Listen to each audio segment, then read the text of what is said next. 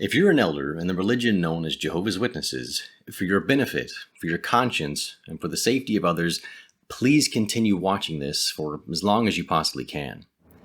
If you're one of my former friends or family members who are still serving as elders, I beg of you to please stick through to the end of this video. Like you, I used to be an elder. I was a zealous publisher who became a pioneer, ministerial servant, and an elder. I served in almost every appointed position in the congregation. I was in foreign language congregations, served as a need grader in other countries for several years, was a speaker at assemblies, and was even a baptizer at assemblies for a couple of years. I've been in your shoes, and I know that you likely have the feeling that you're doing what is right and helping to care for Jehovah's sheep. I also know the fear and trepidation of reading or listening to anything outside the organization that might have a negative slant towards it. It's possible that you think you know all there is to know about the organization and how it's run due to your position and experience, that it would never betray you or its members, that someone like me has to be lying, that there are serious dangers in staying in the appointed position of an elder. If you aren't an elder, then this could also be helpful information for those of you who have friends or family members who are elders. There are several points I want to clarify for you based not only on my experience as an elder, but on the experiences of every former elder I know.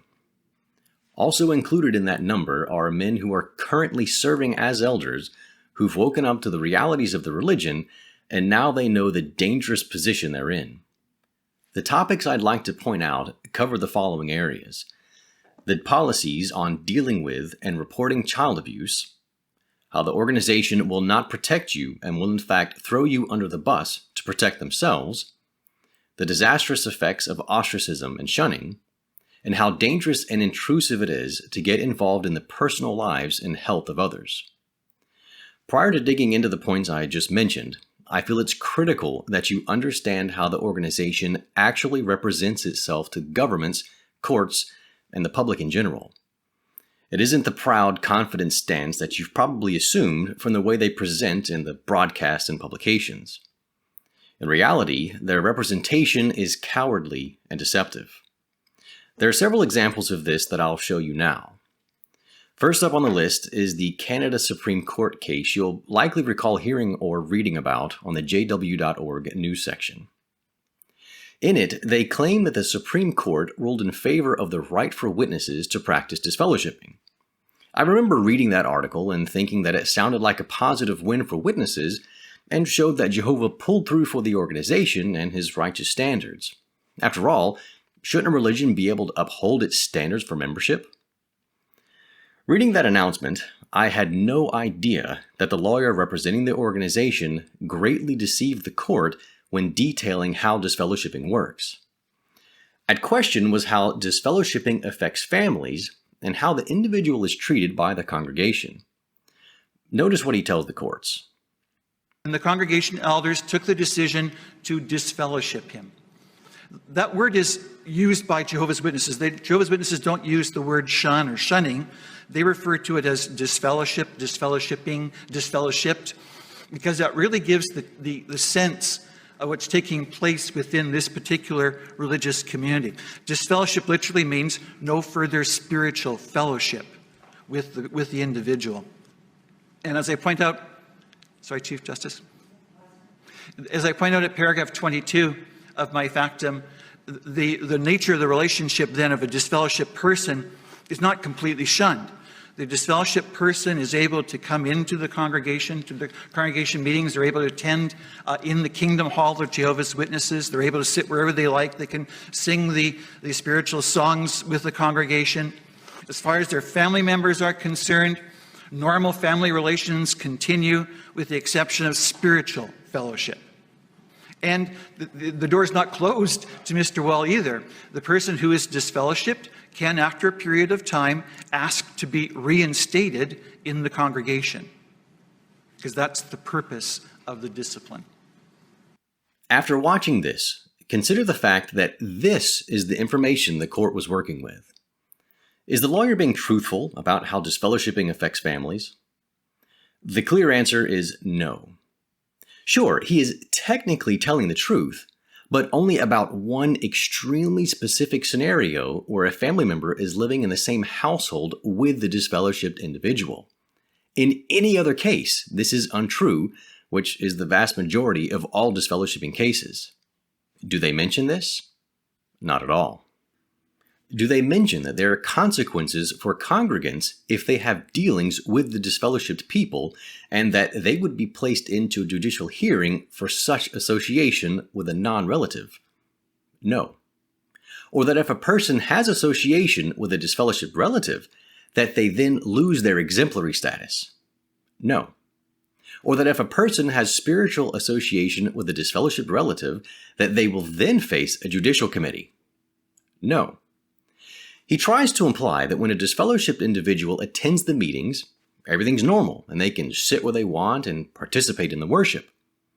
He neglects to mention that they cannot speak to anyone at the hall, that they arrive at the start of the meeting and leave immediately after the closing prayer, that they cannot give comments and share what they appreciate regarding any topic being discussed. This deception is the very same tactic that is used by the organization itself on the frequently asked questions section of the website. Here's a snapshot of that article if you'd like to see it again. Nowhere in that article does it give the information that you have access to as an elder. If you need a refresher directly from the elder book, open your book and go to chapter 12.17.1. Feel free to pause here if you'd like to compare what the elder book says with the frequently asked questions on the website and what the lawyer told the Supreme Court. The public has a very incorrect understanding of how disfellowshipping works. Now, let's take a look at another example of something that happened in 2015 during the Australian Royal Commission into Institutional Response to Child Abuse, known as the ARC. This was an investigation into many organizations to see how the children in these groups had been affected by their policies to help see what changes could be made to further protect children. Among the groups investigated was Jehovah's Witnesses. If at some point you'd like to see a breakdown of what happened by someone who's never a witness, then I'd highly recommend that you check out the summaries that were done by Theramin. I've linked to them in the description below. The commission asked if Jeffrey Jackson would be of assistance in giving information regarding the policies and help to address desired changes in the future.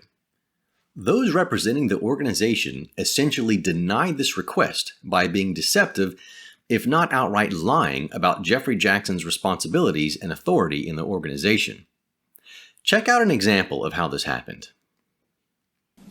Now, these are very significant issues. They're not small issues, they're significant issues. And at the moment we're, as I say, facing the situation where we can see a problem, but we do need assistance from the church in what is the solution. And we rather thought that Mr. Jackson might be able to assist us in that respect.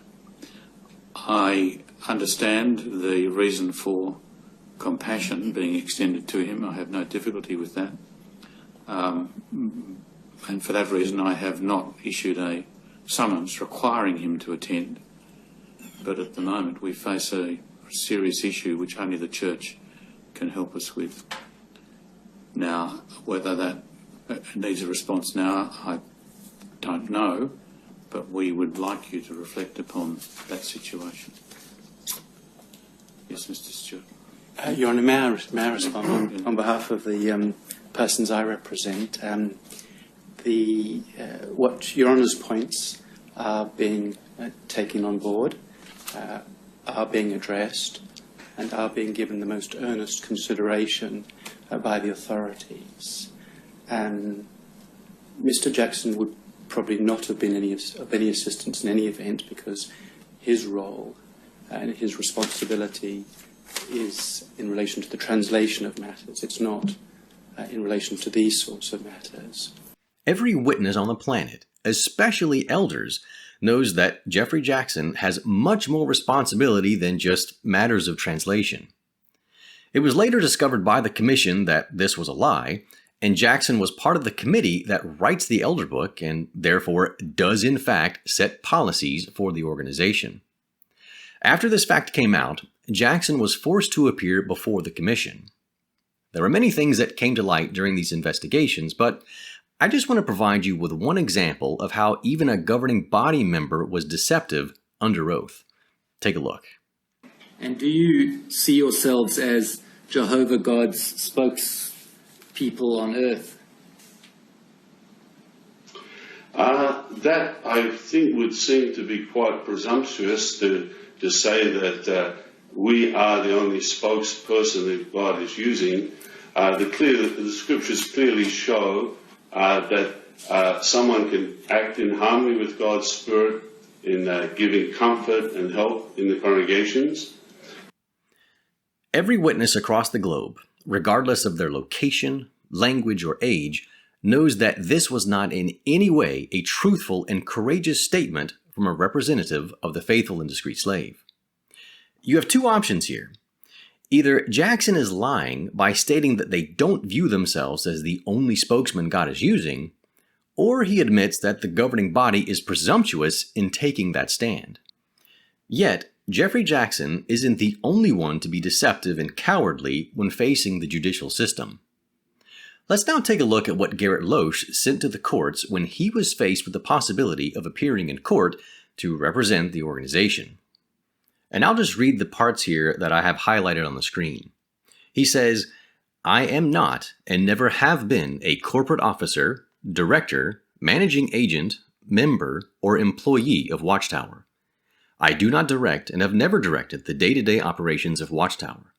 I do not answer to Watchtower. I do not have and never have had any authority as an individual to make or determine corporate policy for Watchtower or any department of Watchtower. Watchtower does not have and has never had any authority over me. I do not supervise or work for, and I have never supervised or worked for the Watchtower Legal Department or the U.S. Service Department." What's fascinating is that Gerrit here is technically telling the truth, but also being incredibly deceptive regarding the position and power he has as a member of the governing body. Sure, from a strictly legal standpoint, Losch may not be in those exact titled positions. Yet, all those men who do occupy those positions are ultimately appointed by and subordinate to the members of the governing body. All these men are elders appointed by the governing body and can be removed by them at the snap of a finger. So, realistically, to claim that he has nothing to do with it is just a straight-up lie. If you'd like a full breakdown of what happened here and how it is technically true, yet at the same time a massive deception, I'd highly recommend that you check out a video made on this issue by a former elder and Bethelite named JT. Please go check out his video here. Honestly, just go check out his channel either way, since he has fantastic information and insights regarding witnesses and their policies at the levels he served at. After seeing these few examples that I've just mentioned, how do you think this compares to the actions and attitudes of the apostles, of Peter, of Paul? At Acts 4, verses 18 through 20, we see exactly how such men would have behaved. Let's read what happened when they were brought before the Sanhedrin. With that, they called them and ordered them not to say anything at all or to teach on the basis of the name of Jesus. But in reply, Peter and John said to them, "Whether it is right in the sight of God to listen to you rather than to God, judge for yourselves. But as for us, we cannot stop speaking about the things we have seen and heard." These men were taken to courts and courageously defended their faith and policies, trusting that God would ensure a just outcome for his people. Recall what Jesus himself said at Matthew chapter 10, verses 18 through 20. "And you will be brought before governors and kings for my sake, for a witness to them and the nations. However, when they hand you over, do not become anxious about how or what you are to speak. For what you are to speak will be given you in that hour. For the ones speaking are not just you, but it is the Spirit of your Father that speaks by you." The governing body and its representatives do not live up to this courageous stand that Jesus said his followers would exemplify. As elders, you know that when you're in a judicial hearing, you expect the accused to be totally honest with you, giving all the necessary details and not omitting critical information. Someone could technically tell you the truth, but their phrasing or lies by omission can completely change your view of the matter. If you find out that the accused has manipulated you in this manner, a harsh penalty is placed upon them and they are judged adversely for twisting or not telling the whole truth. Even under oath, these men have clearly showed by their actions and words that they have no trust in Jehovah nor in the Holy Spirit to stand up courageously for their beliefs and policies. They are cowards. And not only that, as you'll see later, their cowardice will move them to throw you under the bus for following their direction. Having provided that as a foreword for the following points, let's move to the first topic: the policies on dealing with child abuse and how it's reported. It's possible that you have the same idea that I used to have of the organization and of any legal advice that they gave us. That Jehovah would ensure the legal advice we were given was solid and that the right thing would be done because they were representatives of a loving and just God. That the organization would treat elders with respect when we followed their spirit-guided direction. Sadly, that's not the case. It was only upon doing research outside the organization that I discovered their cowardly and hypocritical stances. There are even clues that allude to this that you can figure out as an elder. Consider what your directions are when you hear of an allegation of child abuse. Your direction is to call the legal department immediately before doing anything else. If you've ever had to call the branch, think about how your conversation goes with the guy who's on the other end. You'll be asked to identify yourself and provide all of your information that they request. Yet, you are not allowed to ask with whom you are speaking and what their qualifications are to be providing you with legal advice. Only in certain cases does it seem that you'll get anything beyond an anonymous phone call or letter. But most of the time, this is not the case. You have no idea if you are speaking with an attorney, a paralegal, or just some elder in the department. You have no idea if they are licensed to practice law outside of New York State. They get to maintain complete anonymity while you are officially on the record. This serves to protect them and only them. Take note of what happened recently to two elders in Illinois who trusted and acted on the legal advice the branch gave them. The legal department told them that they had no obligation to report the abuse. It turns out that they were required to report the case to authorities. These men ended up being charged and fined because of following the legal advice of the organization. When they called the branch, they thought they were getting advice from an experienced lawyer. They weren't. It was an anonymous person who gave them incorrect information, and these elders had to pay the price for it. In his final judgment, the judge said, "Concerning the defense of bad legal advice, this defense is based solely on hearsay from 2006, from no known party, of unknown legal licensing, of unknown experience, of unknown accreditation, basically of unknown anything other than a belief by Mr. Pincava that this person was a lawyer whose hearsay information is relayed to him after a children's game of telephone. This defense carries no weight." Check out the link in the description to get more details of what happened, including the news article that you see here. But essentially, these men were basically hung out to dry and had to pay the price themselves for following the advice given by the legal department. And when you think about it, this isn't really an odd concept. Think about the letters and the direction that you've received in the past regarding what happens if you end up preaching in an area where you might not be allowed to do so. The organization has already told you that they will not represent anyone or pay any fines for those who break these rules. It's no different in cases of reporting child abuse. You will not be shielded for following the directions of the branch. This is one of the immediate dangers you face by continuing to be an elder. You have no idea who's on the other side of that phone line giving you legal advice. It may be you one day up on that stand having to explain why you didn't report a crime and why you didn't put the protection of an abused child first. During the ARC investigations I previously mentioned, elders like you were placed in that exact spot. It isn't that these elders were necessarily bad men. They were victims of misplaced blind trust in the organization. Take a look at one example of a man named Kevin Bowditch and imagine that this could easily be you. What about people who are not close friends of yours, others outside of the church? You don't take any steps, do you, to protect them from this potential reoffending?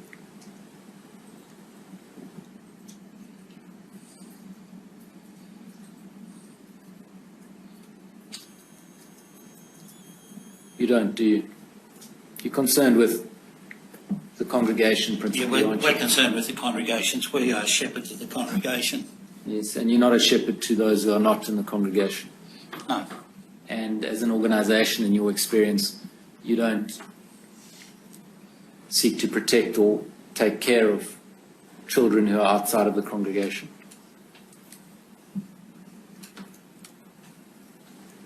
That's a broad statement. Well, I can limit it. Yeah, limited. In your please. decision on whether or not to disfellowship someone, you don't take consideration of children outside of the congregation. Do take consideration of them, but what ability have we got to protect every child in Australia? Well, what you can do is you can report to the child protection authorities, And that is done in some cases. but generally it's not done, is it? No. It's not done unless there's a legal requirement for it to be done, is there? That is true. Such blind obedience to the organization made it so that these elders never even considered the fact that they were placing children outside the congregation in grave danger. The thought never occurred to them that they needed to report allegations of abuse so that others could be protected. Throughout the course of this investigation, multiple elders were asked how they thought the organization could do better, what changes they should make. These men were too afraid to answer, knowing that they can't defy the organization, knowing that giving such a response in a public setting would be disastrous. As of the time of filming this video, I've been putting together a document that contains the important quotes and information that came out during these hearings. It links directly to the videos of the ARC broadcast at the exact moment the quote is made, along with the exact location to find that quote in the transcripts. If you'd like to have a copy of that document once I've completed it, feel free to email me at the address that's shown on the screen now. As an elder, you know the truth about how the organization handles child abuse. There was a series of study articles written in May 2019 that supposedly addressed how the organization deals with these allegations. The fact is that many publishers came away from these meetings with a complete misunderstanding of how it works. I've heard so many claim that those articles pointed out that the organization always reports abuse to the authorities, that they would never do as the Catholic Church did and hide under clergy privilege. The fact is that the direction is not to protect children at all costs. It is not to call authorities first and to make sure trained professionals can investigate the matter. Your direction, despite what publishers think, is to call the branch first. Their primary concern is protecting themselves, their image, and their assets. Consider this glaring fact that you may have never pieced together. If you hear of an allegation of abuse, nowhere in the elder book, in the magazines, or in the articles for children does it advise you to go to the police. Now, open your elder book to chapter 21.31, or at least as of the April 2022 edition. Notice what it tells you to do if a kingdom hall is vandalized. When property damage occurs, quick action can go far in preventing further damage. Break-ins, thefts, arson, or other incidents of vandalism should be promptly reported to the local authorities. The local design construction department maintenance trainer may be contacted for direction. It doesn't say to call the branch for advice. It directs you to call the police immediately. The organization cares more about its buildings than it does children.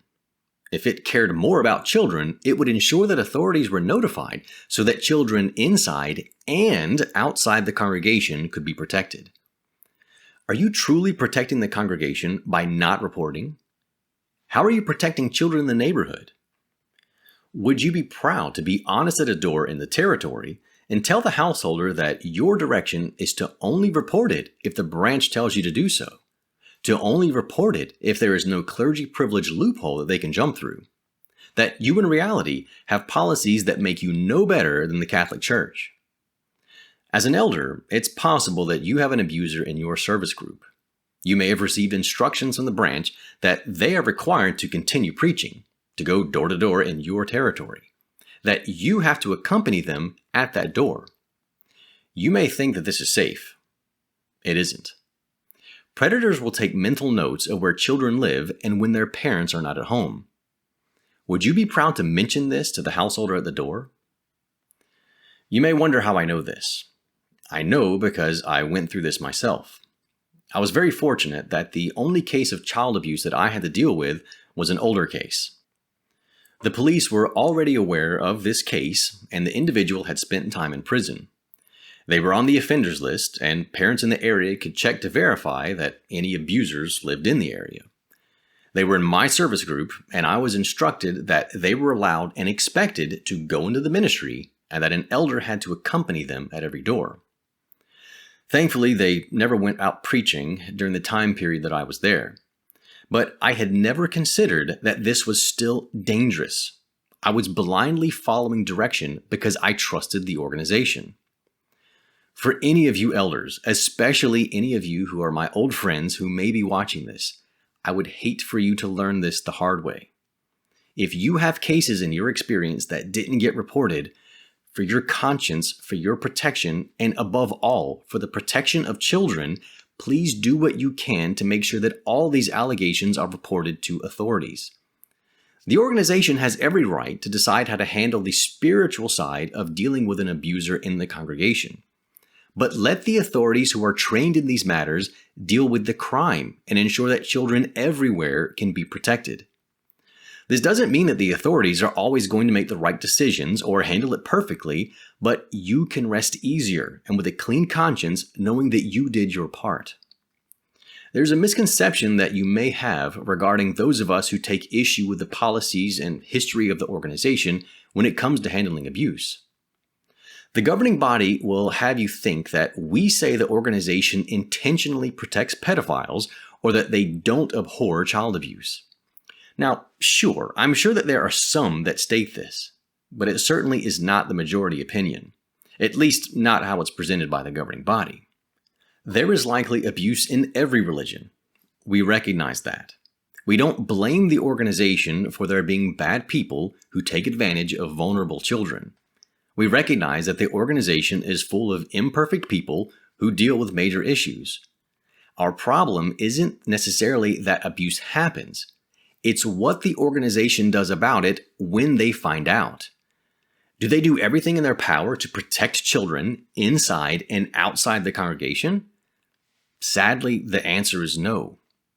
The leadership cares more about their reputation as a religion than protecting children. And in doing so, they end up inadvertently shielding abusers from the consequences of their actions and at the same time create even more victims. And the irony is that if they did report all allegations of abuse, that would be something to be proud of, and it would make them stand out as different among all the religions in the world. The policies regarding child abuse and their consequences form the largest problem that I wanted to warn you about. I'll be much more brief in mentioning the others, though they are serious in their own right. Another major issue to consider is how awful the consequences are for those who have had their lives destroyed by disfellowshipping. You've likely heard people who talk about how they were trained by the shunning and that it corrected their thinking and that they became better people for it. I've had people say that to me directly over the years. They're like a person in an abusive relationship that has nowhere else to go, so they come crawling back without truly understanding the damage that's been done. They feel indebted to their abuser almost as though they're experiencing Stockholm Syndrome.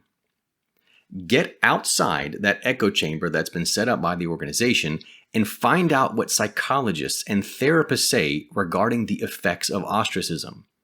Shunning has disastrous effects, and it is viewed as abuse. It has led so many people to see no way out to where they're even motivated to end their lives, and many have done so. Do you want it on your conscience that someone chooses to end their life due to your actions of condemning them and enforcing their shunning? When disfellowshipped people come back to the organization due to the shunning, do you really think they're coming back for the right reasons? Everyone knows that if you blackmail someone emotionally like that, you've altered their motives for returning. It has nothing to do with love for God. It is motivated by the thought of being able to talk to their friends and their family again. Do you really think people can fool God? Is God going to accept the worship of people who are only doing so because of the threat of losing their family or their social network? The loyalty and obedience demanded by the governing body is wholly undeserved. No man, no group of men deserve such blind devotion. If they change a teaching, you must go along with it, or else. If they change back to an old teaching, you must agree to it, or else. When they make mistakes, they will not apologize. Remember how they lie to the public, to governments, and to courts. And I've only shown you a handful of examples. There are plenty more that you are likely unaware of. Do you want to continue to represent and serve a group of men that behaves in this manner, expects exclusive devotion, and will rip people away from their families and friends if they ever disagree with them? In addition to that, as elders, you are tasked with trying to assist people in many different areas of life. It's unfair to place such a burden on you and unfair for others to be subject to your counsel, especially considering that the training you have as an elder is woefully inadequate to deal with serious matters. Doctors, psychologists, therapists, and investigators spend years of their lives studying and training for these highly specialized skills. Your time in the organization simply cannot prepare you to handle these tasks and to place other people's lives in your care. So many people struggle with depression, anxiety, addiction, abuse, failing marriages, and a host of other things.